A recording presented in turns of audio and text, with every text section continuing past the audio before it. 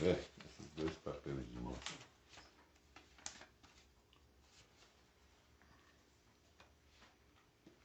Então a gente leu até o ensino sobre a lei, hein? Foi até o versículo 20 do capítulo 5, não foi? Sim. Agora a gente vai continuar no versículo 21, que é o ensino sobre a ira, hein? Aí eu vou pedir para quem? Para ler. A Milena lê bastante bem, hein? Mas posso ler? Não, peraí, vamos esperar o teu marido encontrar capítulo 5, versículo 21. Já achei. Aí você vai ler até...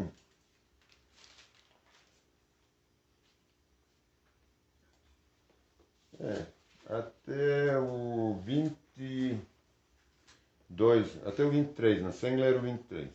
Tá, então até o 22, né? Isso. Vocês ouviram o que foi dito aos seus antepassados: não matarás, e quem matar estará sujeito a julgamento. Mas eu lhe digo que qualquer que se irar contra o seu irmão estará sujeito a julgamento. Também qualquer que disser a seu irmão Racá será levado ao tribunal. E qualquer que disser louco corre o risco de ir para o fogo do inferno. Amém. Aqui eu vou ressaltar algumas coisas. O que é um inferno, o que é por que a gente não pode se irar. Vocês ouviram o que foi dito, né, aos seus antepassados: não mate, se cometer homicídio, estará sujeito a julgamento. Eu lhes digo agora que basta irar-se. Agora, quando ele fala irar-se, na tradução latina, né, nas primeiras traduções está escrito contra um irmão. Aqui eles tiraram, mas eles vão fazendo novas coisas. Eles falam, já que para não se irar, é para não se irar contra todo mundo, mas não é. Porque às vezes a gente tem que se irar, a gente tem que dar conta. Até Jesus se irou, não é? Então aqui quando está escrito, eu porém, é Jesus que está falando, lhes digo que basta irar-se contra alguém para estar sujeito a julgamento, não é bem assim.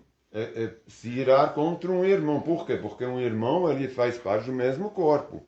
É como se a gente se irasse contra o Espírito Santo, na verdade. Porque eu não estou cheio do Espírito Santo, o meu irmão também não está.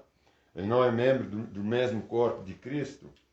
Está dizendo tipo, das pessoas que estão na mesma sintonia, na mesma Isso, sintonia, né? que são cristãos, que são de Jesus. Como que eu posso mirar com... Não, tem que conversar com ele, tem que ver como está escrito na palavra. Repreende com mansidão. Hein? Se ele não quer escutar, então vai, chama 2, 3 irmãos, vamos debater, vamos ver. Agora não posso mirar assim, sem causa, sem nada, primeiramente sem causa, não posso, tem que ter uma causa real, e depois não pode ser contra um irmão, de jeito nenhum. Mesmo se eu tenho que repreendê-lo, eu tenho que repreender com mansidão, certo? Agora, eu posso mirar contra alguém do mundo que faz coisa totalmente, não é?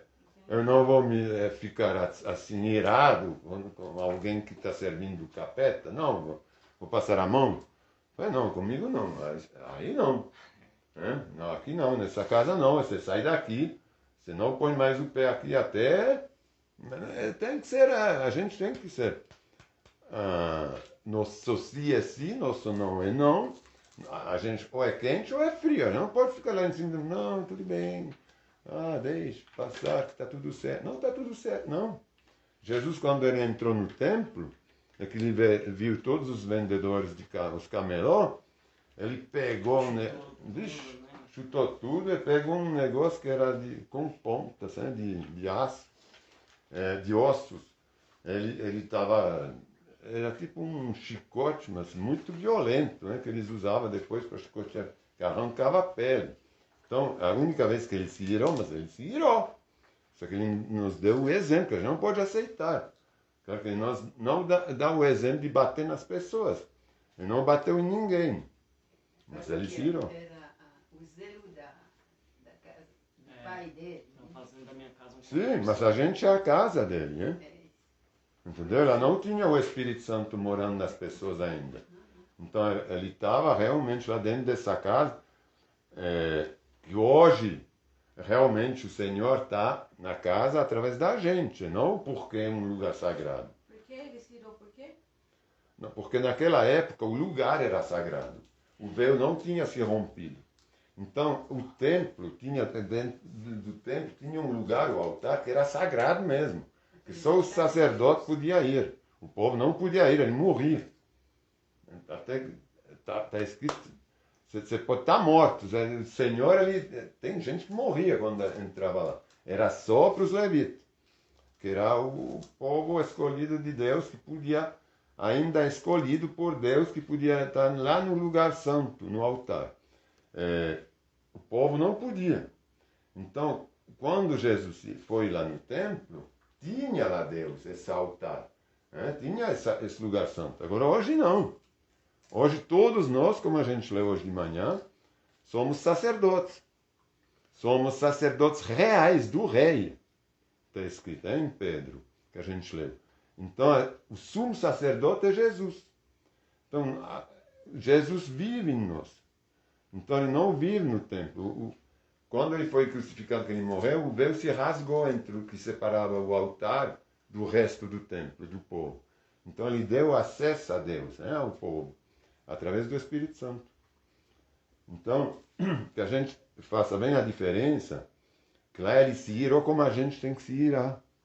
Quando é coisa ruim que agride o Senhor, que agride nosso templo. Lá as pessoas estavam agredindo o templo do Senhor.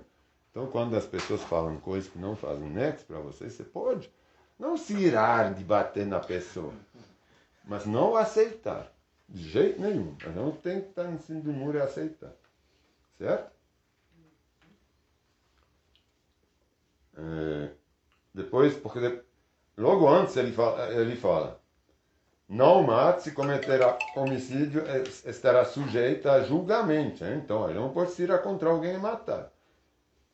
Eu, porém, lhes digo, basta se irar contra um irmão, não somente contra o mesmo, para estar sujeito a julgamento. Quem xingar alguém de estúpido, quer dizer, que despreza alguém, estúpido é desprezar, corre o risco de ser levado ao tribunal. Quem chamar alguém de louco, corre o risco de ir para o inferno de fogo. Portanto, eu vou continuar rapidinho. O inferno de fogo, na versão original no texto grego, está traduzido como Gehenna. Tem três. Cadê os. Eu queria. Eu vou distribuir. Você pode distribuir. Não sei como que ela classificou, minha irmã, mas tem o primeiro para hoje, né? É bom distribuir isso, porque são as diferentes. Tem 4 nomes para inferno na palavra, hein?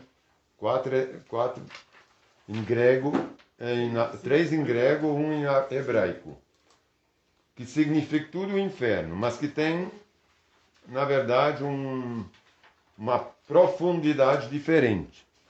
Essa aqui vocês podem ler agora ou em casa, mas é para vocês se lembrar o que é realmente o inferno. De entender o que a gente vai ler agora, que Jesus ele foi para os lugares baixos, hein? A gente vai ver depois. Aí, no 23. Portanto, se você estiver apresentando uma oferta no altar do templo, que lá, como eu falei, a oferta era apresentada no altar para ser perdoado. Então, sacrificado, dava para o sacrificador lá, para o levita, algum animal, uma coisa assim. Deixe sua oferta ali no altar, vá, reconcilie-se com a pessoa e então volte e apresente a sua oferta. Por quê?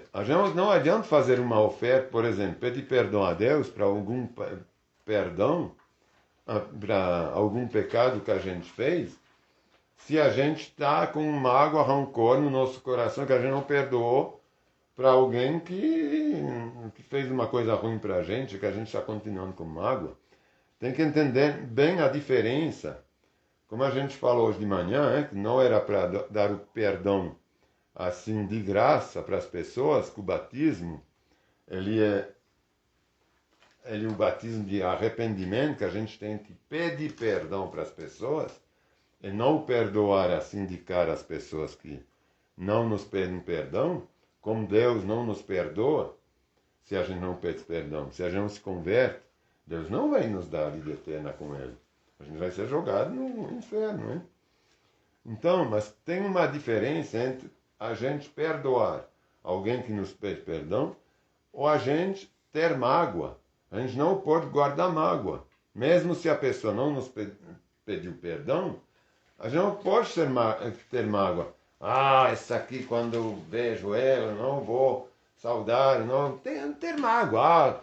Se ela pudesse morrer, seria maravilhoso. Esse tipo de coisa nem pode passar perto da gente. Não pode ter mágoa no coração, porque a mágoa ela nos destrói, ela nos separa do Espírito Santo. Agora, não é para perdoar, é para perdoar no nosso coração. Fazer de conta que ela pediu perdão sem falar para ela, não, você está perdoado. Mas a gente tem que fazer de conta que ela tivesse pedido perdão, para eu poder orar para ela. Para eu poder orar para meus inimigos. Porque se eu guardo mágoa para meu inimigo, como que eu poderia orar para ele? Ser transformado. Porque quem precisa do doutor é quem está doente. Quem precisa da palavra é quem está sem Deus. Então é meu inimigo que precisa de conhecer Deus. Mas para ele poder conhecer Deus, eu tenho que orar para ele, tenho que repreender. Tem que falar, não, em nome de Jesus eu repreendo todas essas potestades que estão manipulando a vida dessa pessoa para ela poder ver a glória de Deus. E quem sabe ela vê a glória de Deus se ela decide depois ela, com a sua própria, assim, o seu próprio julgamento, hein? Ele é livre para escolher ou não. É óbvio. Mas eu tenho que poder orar para tudo e qualquer tipo de gente.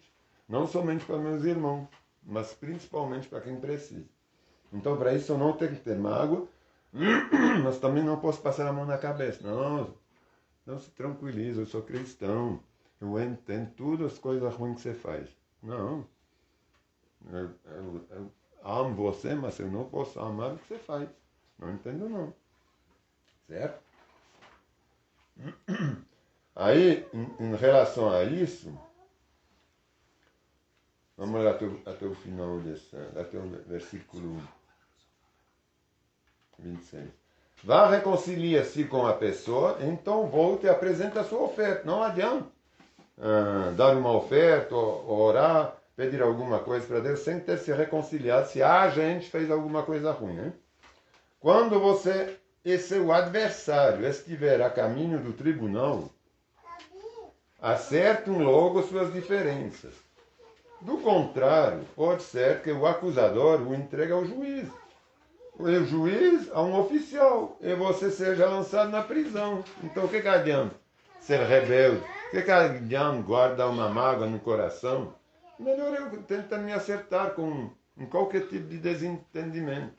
Porque o pior que pode acontecer é que ele não aceita meu perdão, mas aí a bola está no campo dele. Agora, pelo menos eu posso evitar que ele me leve a algum lugar se eu prejudiquei ele, não é? Então, eu lhe digo a verdade, você não será solto enquanto não tiver pago até o último centavo. É isso, claro que ele se refere não somente ao tribunal terrestre, mas se eu não peço perdão a Deus, se eu não reconheço que eu sou pecador, que eu fiz coisa ruim, para Jesus, ele já está falando, ele fala, você não terá salvação, ó. Você não, até você tiver pago o último centavo, então você vai sofrer. Não vai ser assim. Aí eu queria, nesse sentido, eu queria pegar do inferno, eu queria pegar em Lucas 16, os versículos 19 a 31. Lucas é um pouquinho mais para frente, hein? Tem Mateus, Marcos, e depois de Marcos, Lucas. 16, 19 a 31.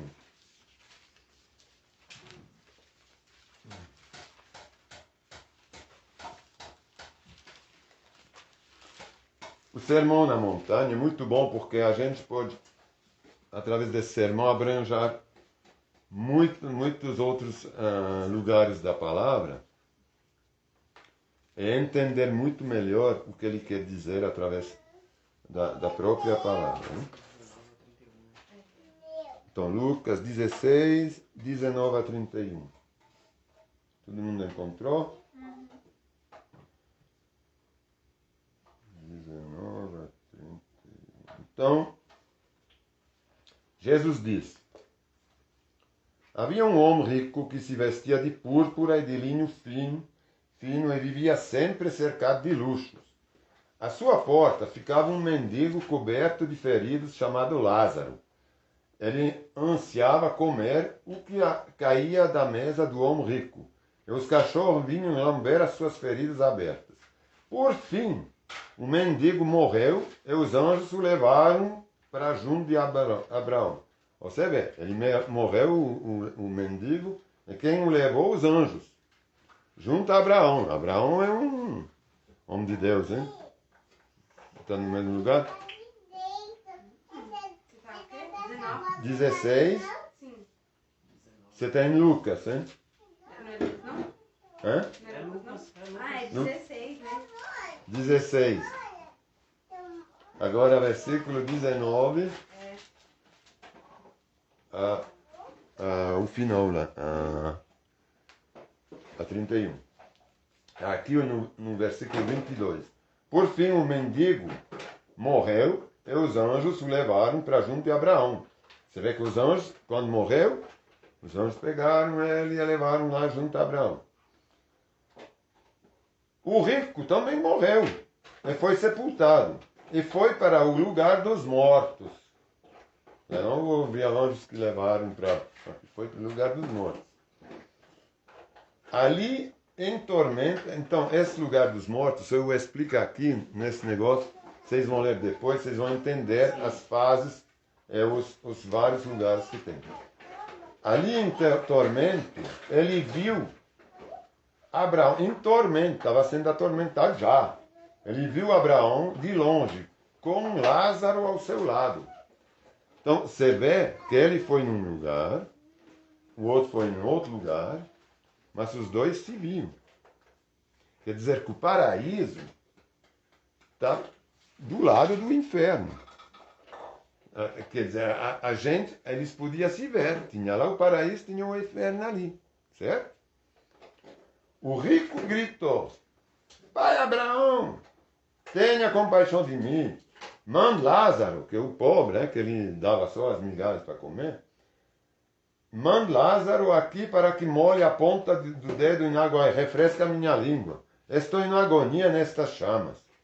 Abraão, porém, respondeu: Filho, lembre-se que durante a sua vida você teve tudo. A gente leu várias vezes, que as nossas recompensas, a gente não tem que ser muito orgulhoso aqui. Todos que são orgulhosos, que têm fama, parece que fizeram um pacto até com o diabo às vezes, ou que tem tudo. Por exemplo, esses pastores que vivem lá na abundância, no luxo, que prega a palavra. Está escrito na palavra, não sou eu que estou falando. Eles vão chegar lá. Não, mas a gente falou de você, de Deus, usou teu nome, fizemos milagre, mas eu não lhes conheço. Porque está escrito que quem vai se mostrando, a gente leu já, que quem vai na praça pública, quem recebe já toda a honra do pessoal aqui na terra, ele já recebeu a sua recompensa. Está escrito assim, vocês já receberam. Então agora não vem não. Vocês queriam a glória, vocês queriam que as pessoas se curvem na sua frente, vocês eram uns bambambam. Vocês não receberam a glória do povo, então já recebeu. Aqui não tem mais não para você. Entendeu? Aqui ele fala bem também. Refresca a minha linha, eu estou em agonia. Abraão, porém, respondeu: Filho, lembre-se de que durante a vida você teve tudo. O que queria, e Lázaro não teve coisa alguma. Agora, ele está aqui sendo consolado, e você está em agonia. Além do mais, há entre nós um grande abismo. Ninguém daqui pode atravessar para o seu lado e ninguém daí pode atravessar para o nosso. Quer dizer o que é isso? Não adianta rezar para o morto. Tem católicos que fazem missa do sétimo dia, de segundo ano, de sei lá do quê. Não faz. Isso aqui é rezar para o morto que ele escolheu durante a vida dele. Aqui não é Deus que, não, você estava rico, eu te dei tudo. Ele não está falando, eu te dei tudo. Não, você.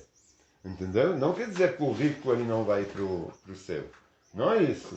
O rico que faz de Deus a riqueza, que seu Deus, onde ele tem o seu coração, está no dinheiro, esse aqui não vai.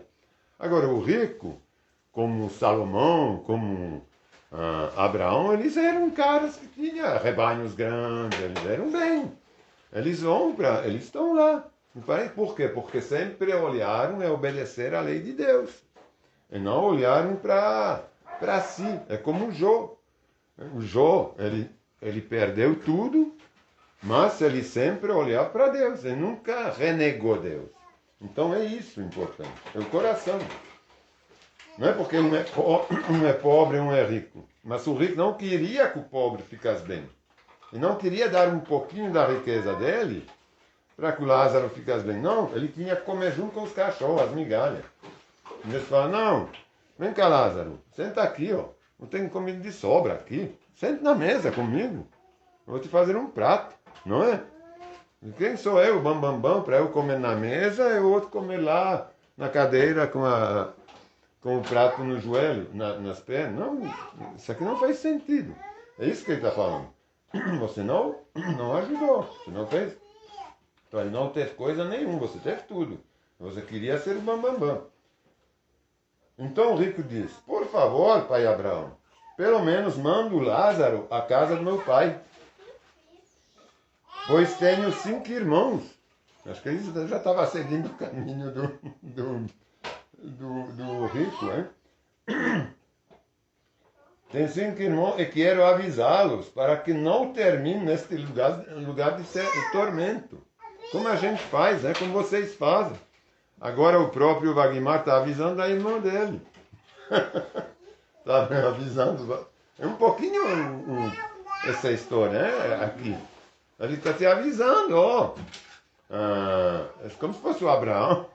Está falando, cuidado, cega a Deus, é assim, assada. A vida aqui vai tá, não é bem assim, vai ser ruim para você depois. Aí ele fala assim, vai na casa, avisa os meus irmãos, eu quero avisá-los para que não termine nesse lugar de tormento. Moisés e os profetas lá os avisaram, respondeu Abraão, mas Moisés e os profetas já avisaram, não estava escrito. Eles não receberam a palavra de Moisés, não tinha lá, não toda a palavra, mas tinha já toda a lei. Hein? Moisés e os profetas os avisaram, respondeu Abraão. Seus irmãos podem ouvir o que eles disseram. Puderam ou podem ouvir o que eles disseram. Então o rico diz, não, pai Abraão, mas se alguém dentro dos mortos lhes fosse enviado, eles vão se arrepender. Porque aí eles vão ver que realmente tem uma vida após a morte, que tem os tormentos. Então vai um dos mortos que vai lá para falar. Aí Abraão respondeu. Abraão, porém, diz, se eles não ouvem Moisés e os profetas, não se convencerão mesmo que alguém ressuscite dos mortos. É verdade. Eles vão falar, não, isso aqui você foi lá. Me poupa. Você está vindo do mundo dos mortos? Claro que não. Eles não acreditaram nem em Moisés, nem em Abraão, nem em nada. Então, de repente, vem um que fala, não, eu estou chegando do mundo dos mortos. Eu sou um morto-vivo agora. Eu venho falar para vocês que é assim, também não vão acreditar. Vão correr. Não, vão falar, o cara é louco. Então, não vão acreditar. Então, isso é importante, essa coisa que a gente tem que entender, que é pela fé que a gente é salvo. Então, a gente tem, ou a gente acredita ou a gente não acredita. Se não quer acreditar em Deus, cada um é livre. É isso que ele está falando aqui. Se a gente quer ter a glória aqui, aproveitar da vida, ser idolatrado, como tem muitos cantores, até evangélicos, hein? Hoje tem que pagar. Imagina. Uma coisa que eu vou falar para minha irmã uns tempos atrás, quando começou, porque é bastante novo esse negócio de gospel, de show de gospel. Isso 30 anos atrás não tinha. É muito novo. Mas isso é uma degeneração completa da igreja. Aí a gente está louvando aqui. A gente está endereçando o nosso louvor ao Senhor. Agora, vamos supor que a minha irmã, a Milena, vai. A Milena tem uma voz maravilhosa. O que acontece nas igrejas? Milena está muito bem. Vem aqui na frente, vai cantar, tudo bem. Não, mas aí você vai de repente, você canta, alguém tiver. Milena, vamos gravar um disco, um negócio, vamos lá pôr hoje como se chama esse negócio de internet lá? No YouTube. No YouTube você tem outra secção só de música. Aí na Deezer ou sei lá o quê. Aí você começa a receber. Você começa a se desviar, obviamente, porque você não está mais louvando para Deus. Você está começando, não, agora eu sou cantora gospel. Eu estou recebendo, estou vendendo meu louvor. Vocês vão ter que pagar para me escutar louvar a Deus. Vocês querem minhas músicas? Então paga que vocês têm minhas músicas. Mas você não compra uma pirata não, é? Porque pirataria não é de Deus. Agora vender é de Deus. Entendeu? Esses dias uma mulher falando sobre isso também. Estava mostrando um menininho que ele foi no Raul Gil. No Raul Gil e cantou louvor, né? E ele era pequenininho. Aí agora ele cresceu, né? Ele usa umas maquiagens pretas e tal. E tava cantando agora, gravou um DVD com a Luísa Sonza. Você vê. Ele ficou famoso porque ele foi lá no Raul cantar louvor. Tem a outra também que estava lá no programa do SBT. Que é dita, Priscila. A Priscila Alcântara. Eu era fã. Lembra Priscila e o Yudi? Eu era fã, assim, porque ela se converteu, ela tinha um bom testemunho, né? Eu achava bem legal. Olha como essa menina que sai da SBT, agora testemunho, fala de Deus. Agora não foi para Sony Music e tudo. Acabou. Acabou. E começa a vir. Agora é como anunciar a palavra de Deus. Tem gente que vem da Europa aqui para o Brasil, eles enchem estádios aqui. Porque vai vir um pastor fulano. Vai vir isso. Escutar. Agora você acha que esses pastores, sinceramente, que tem a glória, você paga, sei lá, entre 40 e 250 reais para escutar a palavra de Deus e receber talvez um milagre. Isso aqui é anunciar a palavra, é viver, é estelionatário, é fraudulento.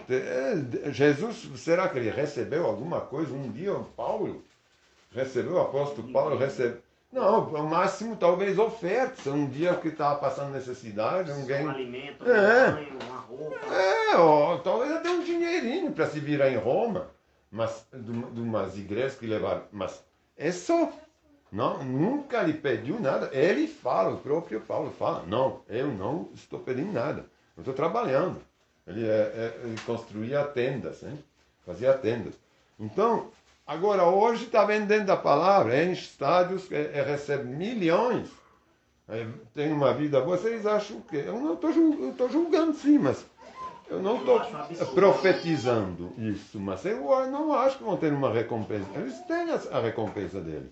Já tem vida luxuosa, tudo através da palavra. É a palavra que lhes. Então Deus já está dando tudo para. Ele vai falar a mesma coisa. Não, você já recebeu tudo. Isso daqui é uma parábola ou é tipo uma parábola. Mas não é, porque isso aqui aconteceu, é real no Antigo Testamento. Mas ele está dando isso para exemplificar, hein? Então, porque depois nas cartas de Paulo tem muito, mas muito. Paulo fala muito sobre o galardão que já foi recebido na terra.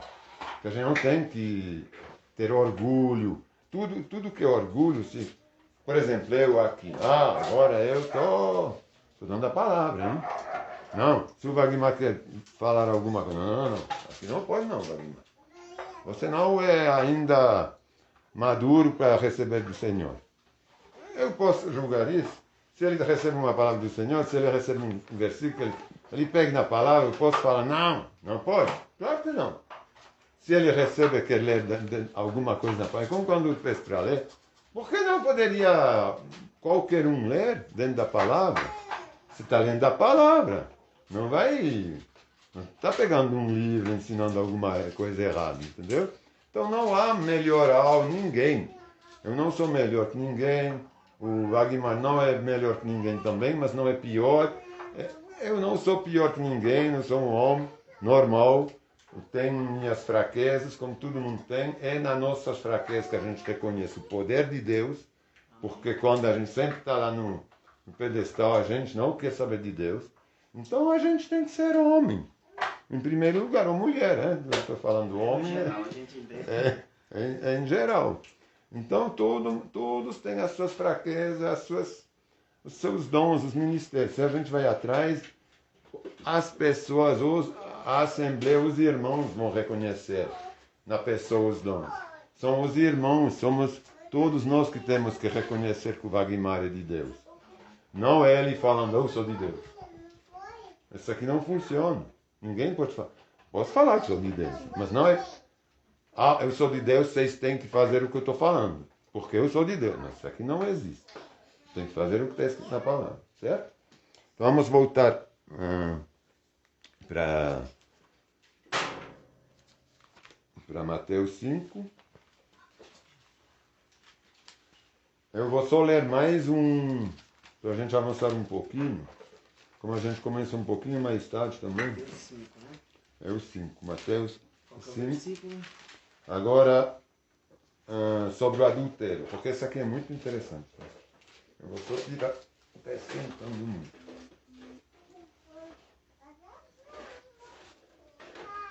Pronto. O 27, né? O 27. Aí eu vou ler de uma vez o adultério e o divórcio, que vai até... Eu vou parar aqui. No 30 acho que 31 ou 32. Certo? Então, do 27 a 31, ou 32. Eu vou ler, né? Para a gente avançar mais rápido. Vocês ouviram o que foi dito: não cometa adultério. Eu, porém, lhes digo que quem olhar para uma mulher com cobiça já cometeu adultério com ela em seu coração. Se o olho direito o leva a pecar, arranque-o e jogue-o fora. É melhor perder uma parte do corpo que ser tudo lançado no inferno. Hein? E se a mão direita o levar a pecar, corta-a e joga fora. É melhor perder uma parte do corpo que ser todo lançado no inferno. E também foi dito, 31, que quem se divorciar da esposa deverá conceder-lhe um certificado de divórcio. Eu, porém, lhes digo que quem se divorcia da esposa, exceto por imoralidade, quer dizer, o adultério, hein? Por imoralidade, Vicente, silêncio. a faz cometer adultério. E quem se casa com uma mulher divorciada também comete adultério.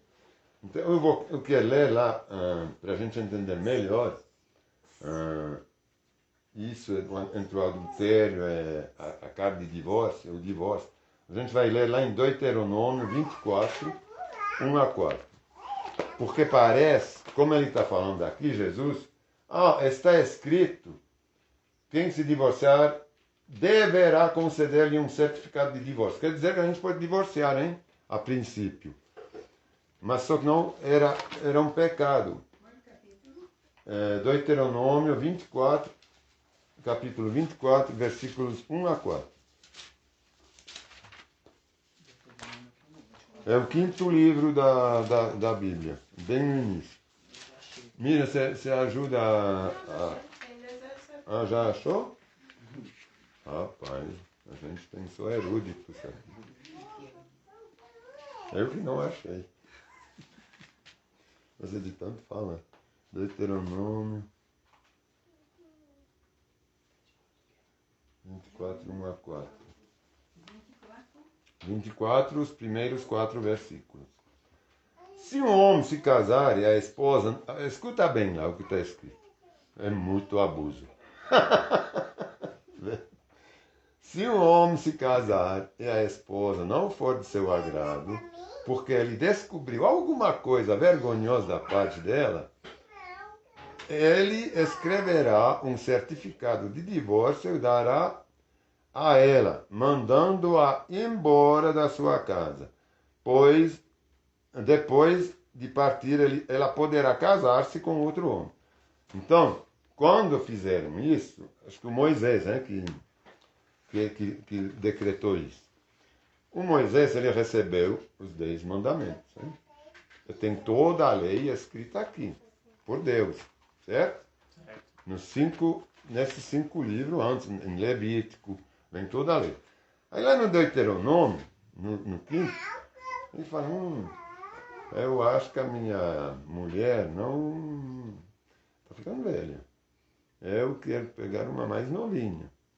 Né? Porque, se um homem se casar e a esposa não for do seu agrado, o que quer dizer? Ele se casou com ela, estava de seu agrado, não foi? Era um pé, tá experimentando para depois se agradar ou não. Estava de seu agrado, não é? Porque ele descobriu alguma coisa vergonhosa na parte dela. O que é esse negócio de vergonhoso, de repente, que ele descobre?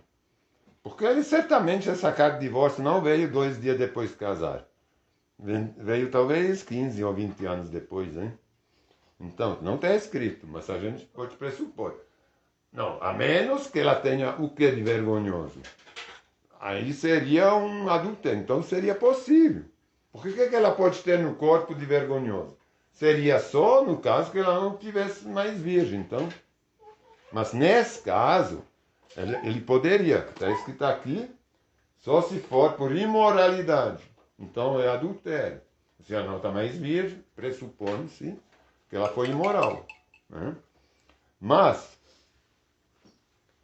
alguma coisa, não está escrito o adultério.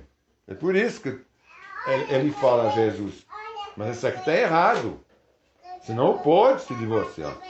Mesmo que tenha esse negócio de carta de divórcio. Porque isso aqui foi pela safadeza. Em outros lugares ele fala que foi por... qual a palavra que ele usa? Que foi por... Não safadeza. Dureza do coração. Dureza do coração. Mas é a mesma coisa, hein? É por dureza do coração. Quer dizer o quê? Eu acho que ela está meio velhinha. Então ele foi duro. Ele não quis aceitar mais ela assim, porque ela começou a ser barriguda. Não é? Não, mas não é assim. Aí começou a ficar meio enrugada.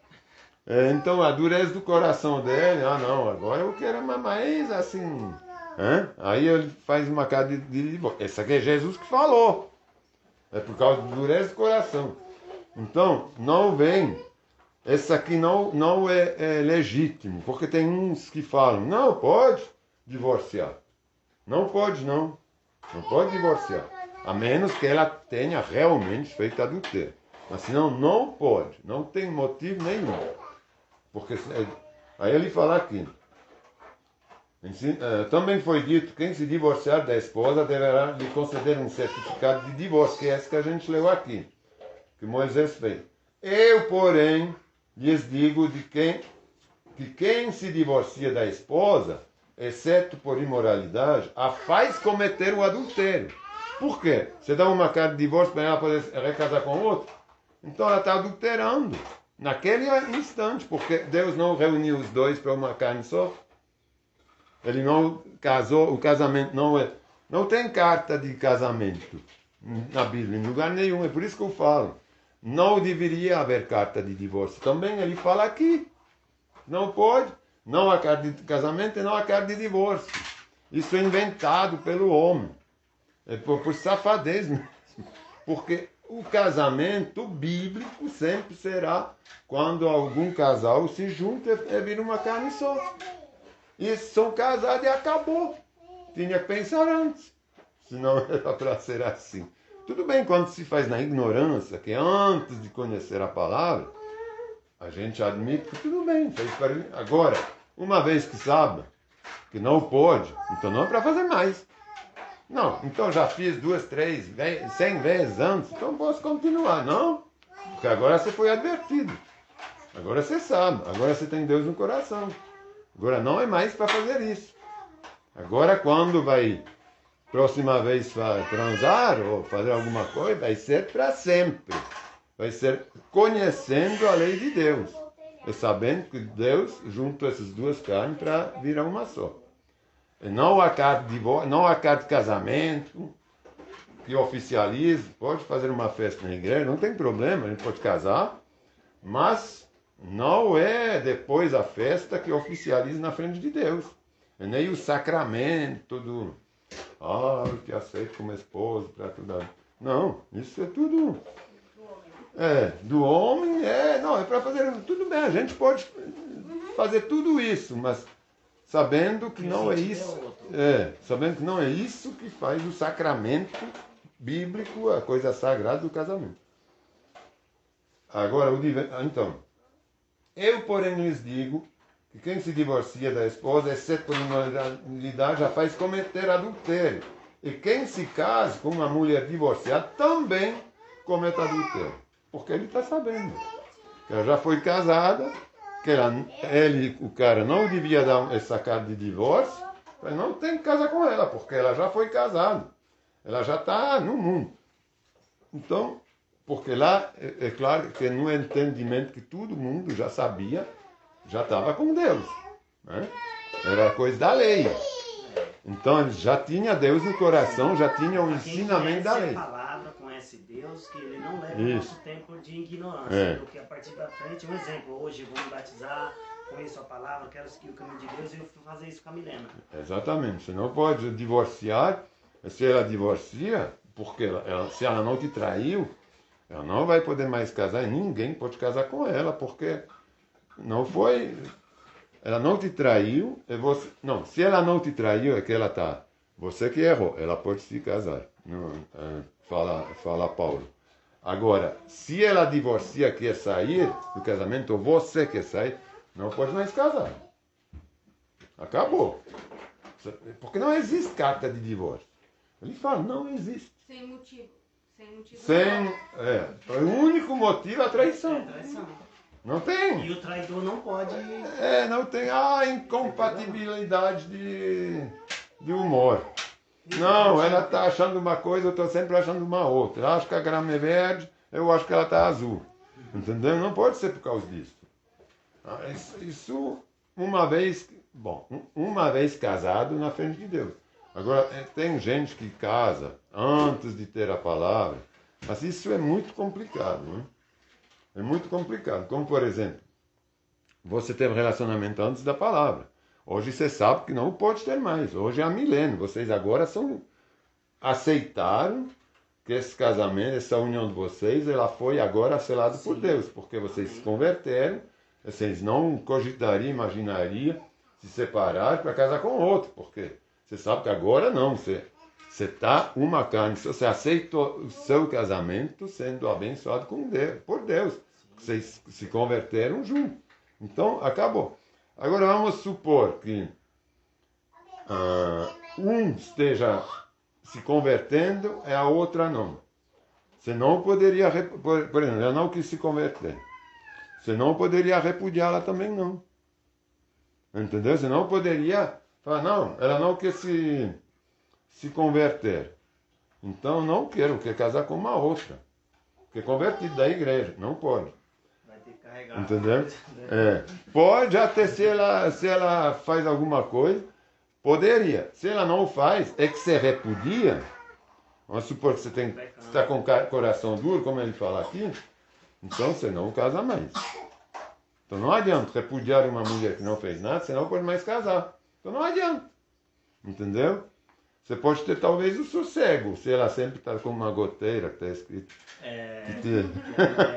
Aí tudo bem, mas você não pode mais casar. Né? Porque na verdade você joga ela para um abismo. Uma vez que ela não é mais com você, ela está à mercê do mundo, hein? Mais que se ela não é convertida, que seria o caso, hein? Então isso sobre o... Aí a gente vai continuar a próxima vez, então, sobre os juramentos e votos. Vai concluir o capítulo 5, vamos deixar para a próxima vez. Isso para a gente ter essa noção básica, né, de o que é essa carta de divórcio que foi feita lá no Antigo Testamento por Moisés. Não foi uma coisa que Deus mandou fazer. Isso aqui não faz, Deus me mandou fazer, eu recebi lá junto com os 10 mandamentos. Não tem nada a ver com isso. Jesus é bem claro aqui, certo? Que a gente não é para divorciar. Então vamos orar. Alguém tem alguma oração, algum pedido de oração? Ou alguém queria entregar o seu coração a Deus? Eu estou pensando especialmente em Elias, estou pensando especialmente em Fábia. Se alguém quer se entregar a Deus, a gente pode orar junto, se entregar.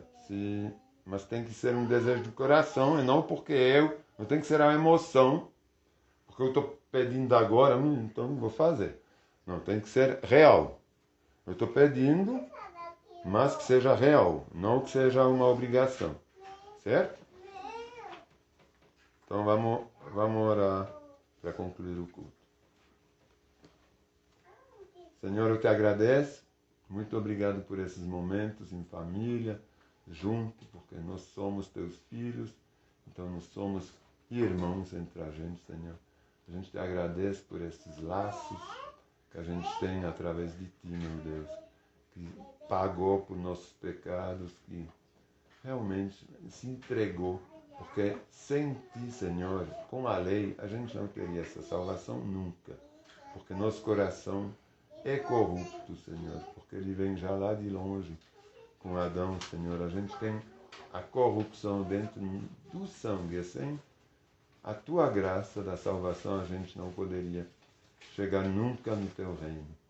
Eu te agradeço então por essa palavra, eu te peço, toca os corações, Senhor, porque só você, meu Deus, através do teu Espírito Santo, pode tocar, pode convencer, e não somos nós, não são minhas palavras, mas é o teu Espírito, Senhor, que tem todo o poder de convencimento.